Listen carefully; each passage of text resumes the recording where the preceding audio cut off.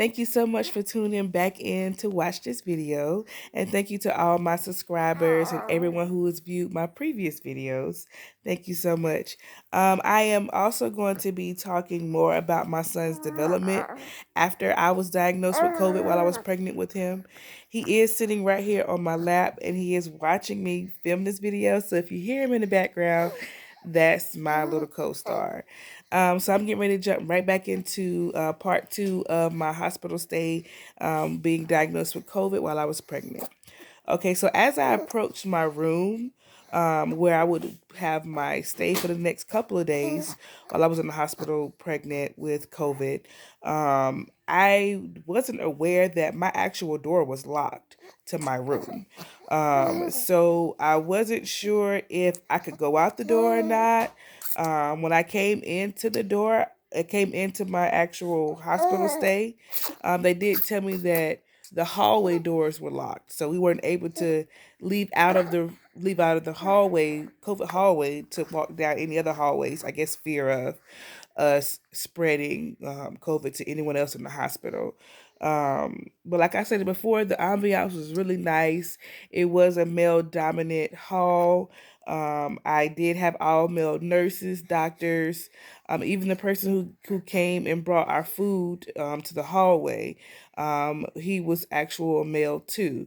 So with that being said, my room was never clean by environmental services or housekeeping, and I did not get like new bedding unless I asked for it.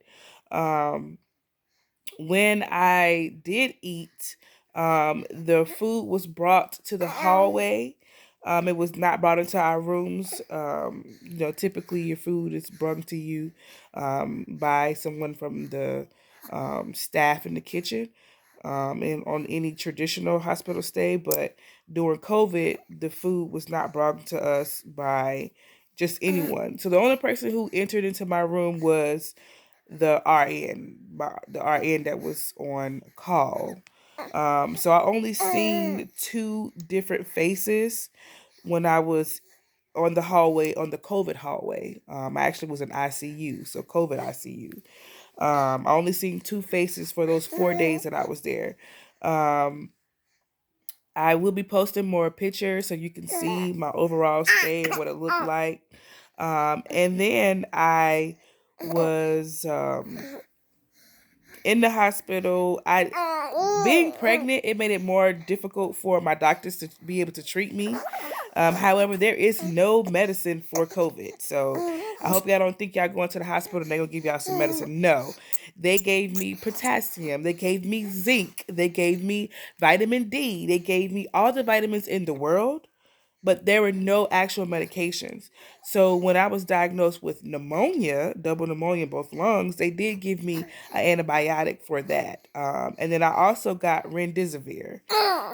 And they were hesitant on giving it to me because I was pregnant. So, it wasn't because, I refused anything or didn't want anything. It's just that, you already cannot treat a pregnant woman because, she had a baby inside her stomach.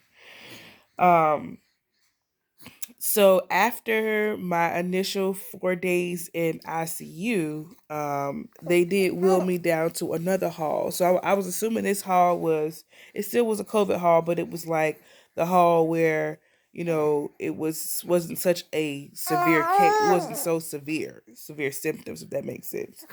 And I thought I was only going to be in there for 2 days, but it ended up being 6 days.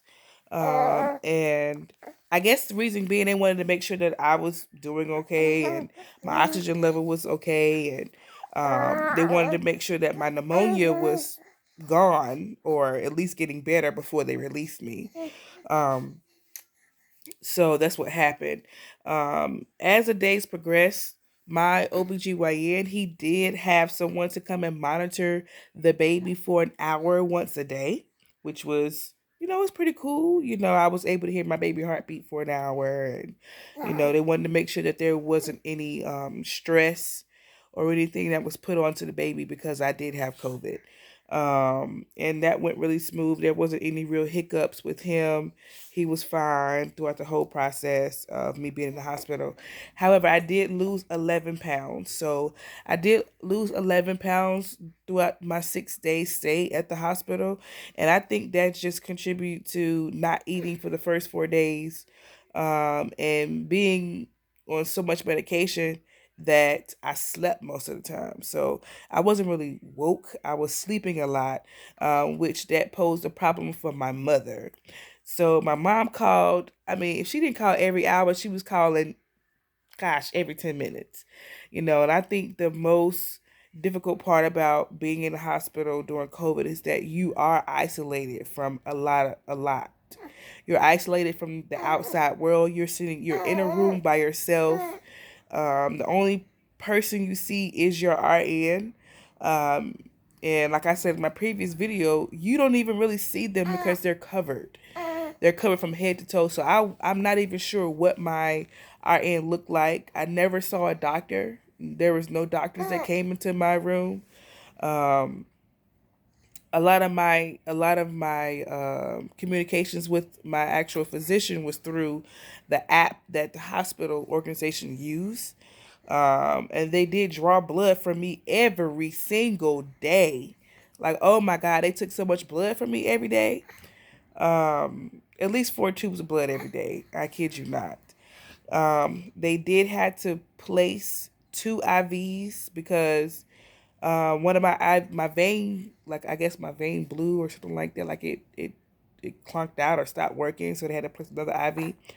Um, and I can say that potassium they gave me, it burns like a bitch going in. Okay, it burns so bad. I was literally screaming, like screaming, because it hurt so bad. But my potassium was so low for some reason. I don't know why. And then what else happened? I guess my biggest takeaway from being sick with COVID while I was pregnant is, I did everything I was supposed to do as far as quarantining. I made sure that I quarantined myself in the house. I did have to go out for work purposes, but it was only for like once a week. I had to go to the office and things of that nature. And then I had to come back home. I told my employer that I did not want to be exposed to go out because I was pregnant. I do have a compromised immune system, and I will make another video about why I have a compromised immune system. Um, and there is a difference between having a compromised immune system and having a weak immune system. Having a weak immune system indicates that it can get better. Having a compromised immune system meaning that it would never be, more than what it actually is. It would never be the same. I have a compromised immune system, and I'll make another video about that. So I did indicate to my employer that I have a compromised immune system, that I'm at higher risk because I am pregnant. I do not wish to come into the office for anything. However, it was said that I needed to come into the office anyway, or I lose my job. Um, with that being said, I did contract COVID. I'm not sure how I got it, but I did take all the precautions that I was supposed to take. I stayed in the house. I didn't grocery shop. I didn't go anywhere because I was very scared of contracting COVID while I was pregnant. Um, so I'm assuming I got it on my commute to the office. I didn't stop anywhere. I didn't even get gas in my car. Like I didn't even go. Like when I tell you I did not leave my house, I only left my house to drop my kids off at my mom's house for them to be watched while I went into the office for a few hours. And I only stayed in the office for no longer than 2 hours a week. Um, to try to, minimize the, yeah, I understand. But I wanted to make sure that I was taking all the precautions and being safe while I was in the office. So I would wipe down everything. I would wear gloves. I wore a mask, of course. And if someone was actually there at the office, I wouldn't go in on that day. I wanted to be the only person in the office at that time. I would just, kind of rotate. I work at a nonprofit, so I wanted to make sure that our staff was aware of the COVID conditions and aware of our policies. We actually did not have anything put in place as far as COVID policies until after I contracted COVID. So um, I thought that was very weird. But I guess the world knew about, the United States knew about COVID in March, and then I contracted it in May. So maybe they didn't have enough time to uh, make a COVID protocol. Um, but back when I was in the hospital with COVID, I'm sorry, y'all. This vlog is all over the place, but it's really hard for me to vlog and have little man on me as well. My train of thought is just so gone. But it was very, like I said, I was very isolated. I was in the room. I did not see the light of day. Well, I mean, I had a window, but the window was facing like inside of a like corridor. It was not facing the outside. If that makes sense. Um, and my mom tried to contact me several times. She was super nervous because my nurse did get in contact with my mom to let them know that I was having very severe heart palpitations. And that she was very, very worried. I'm like, why would y'all call my mama and let her know that? Like, y'all could have told me you was gonna call my mama. Like, that's almost like the teacher calling your mama because you've been bad at school. Like, don't call my mama. You should have told me that so I could give her the news. Don't do that. So they called her and let her know that I was having heart palpitations, and that they did have to rush to my room a couple times. And I do commend all the RN nurses and doctors that, you know, helped me during my stay. There was a couple times where the RN was going to come into my room without even putting on, the gear, and I felt like that wasn't safe on his behalf, but he was thinking along the lines like, okay, so if she's crashing, if she is having a heart attack, we need to get in there and start CPR as soon as possible. She does have a baby in her stomach. And they told me that they were thinking about maybe having to do a C-section while I was there. And I was like, bro, I'm only 28 weeks pregnant. I really don't want to have a premature baby. And especially not in the NICU, having a baby in the NICU during COVID, I really wanted to wait my chances out. I really wanted to wait. Um, there was a lot of talk about maybe having to go ahead and do a C-section, just because the baby was putting a lot of stress on my body, and they felt like maybe that was the reason why my heart was having a lot of palpitations or flutters or whatever. Um, but overall, my overall hospital stay was like beautiful. Like I stated before, it was really nice. I will be putting some more pictures into the video so you can see what I was talking about. However, I still was asked by my employer to be working while I was in the hospital. So I did have to reach out to my mom to ask her to send me or to bring me my laptop and my work phone to the hospital. Now that was difficult. So she wasn't allowed to come into the hospital, and she had my other two children with her. So, she couldn't really come in anyway, even if she could come in. So she had to give my belongings to the security guard. And then the security guard had to give my belongings to, um, I think, the nurse that was, I don't know, it was like people that stands outside of the COVID hall. So they had to give it to them. Then they had to give it to the nurse that was on call for the COVID hall.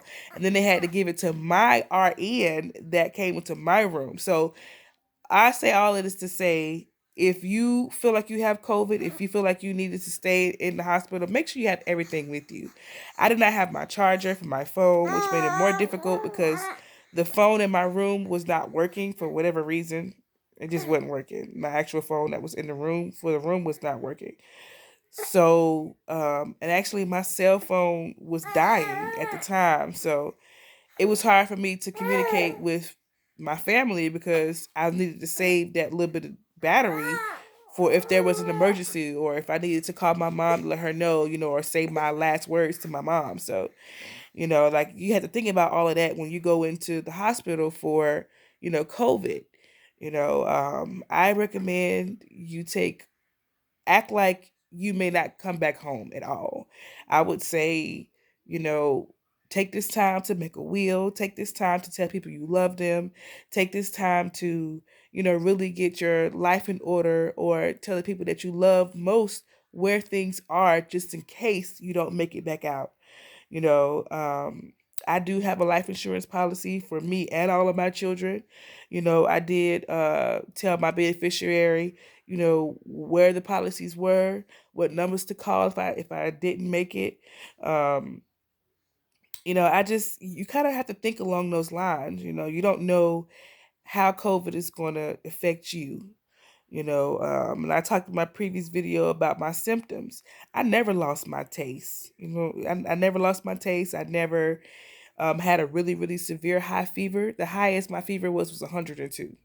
You know, I never had a severe high fever throughout the whole entire time that I was in the hospital.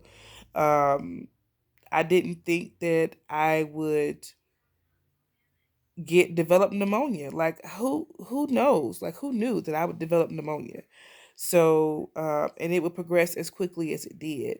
So, this video was really to inform everybody about COVID and how COVID can progress really, really fast. Um, like I said, I will be doing another video about my son and how he's developing since I was diagnosed with COVID. I did save my breast milk because I was told that, breast milk has the antibodies in it, and then it's very good for your child anyway.